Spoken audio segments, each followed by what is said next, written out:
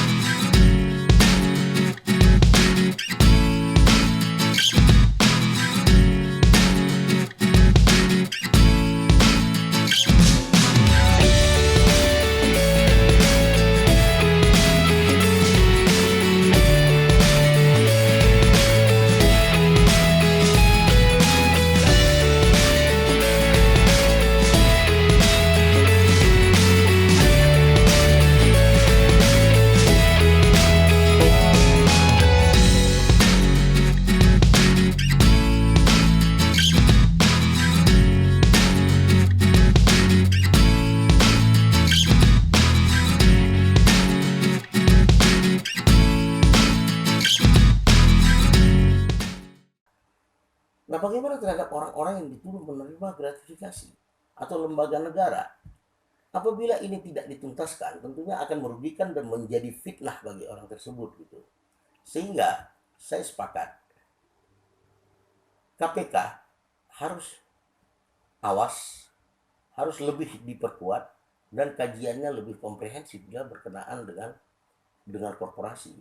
Sehingga ya alasan pelemahan KPK itu tidak masuk di akal kita.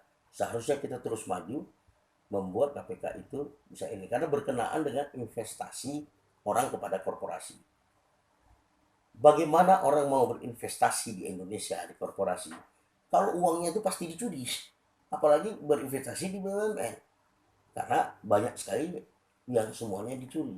Ini juga dampak dari mekanisme pemilihan direksi, dan komisaris yang lebih banyak faktor politisnya, faktor kedekatannya, faktor ininya, itu yang membuat kadang-kadang sang direksi, atau bukan kadang-kadang, sering sang direksi itu menyelamatkan posisi politisnya dalam tanda kutip dibandingkan kepentingan korporasi dan kemajuan bangsa yang berperadaban yang bisa dilakukan oleh korporasi.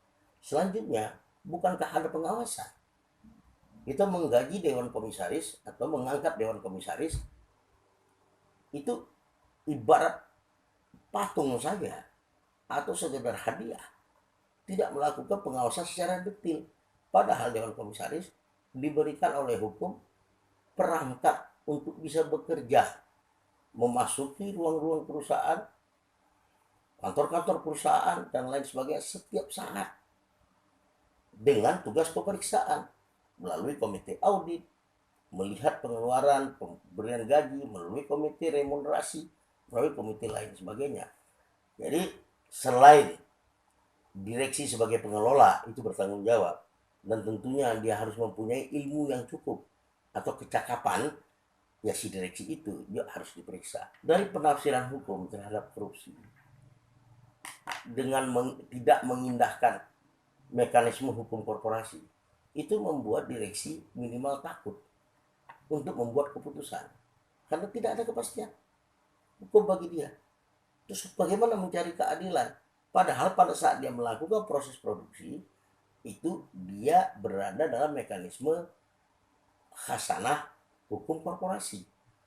Hukum korporasi harus hadir, memberi keadilan, memproteksi dia. Tapi dalam hal ini kita lihat mereka ketakutan. Ambil persetujuan ini, ambil persetujuan itu, atau bahkan baru mau melakukan kerjasama investasi apabila ada jaminan dari kekuasaan. Nah, dalam hal ini sebenarnya ada kajian hukum menempatkan setiap sistem hukum yang saya sebutkan tadi itu dikenal adanya badan hukum. Ya, misalnya undang-undang pendidikan, pelaksananya, strateginya, strukturnya dibuatlah sekolah-sekolah. Terus badan hukum berupa perguruan tinggi. Apa badan hukum pendidikan sekolah menengah, sekolah dasar dan lain sebagainya. Belum lagi badan-badan hukum privat atau swasta begitu. Ini saya rasa yang harus juga menjadi titik perhatian yang serius. Jadi apabila kita ingin membongkar kasus dan memakai prinsip business judgment rule, maka bongkar habis. Tidak ada boleh yang ditahan. Supaya keadaan bisa diperbaiki, jangan menjadi ini. Contoh Jiwasraya, itu bongkar habis. Enggak mungkin kan kalau kerugian dia tuh mencapai puluhan triliun, itu dimakan sendiri. Itu enggak mungkin. Apakah ada proses-proses lain? Dan perlu diingat,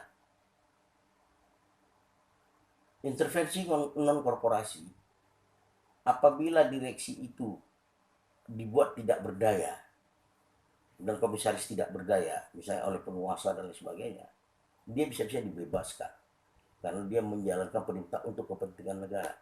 Tetapi sekarang alih-alih untuk kepentingan negara, orang banyak berselimut atau berlindung pada istilah negara, pada kata-kata negara, padahal untuk kepentingan pribadinya, untuk kepentingan korporasinya atau oligarkinya.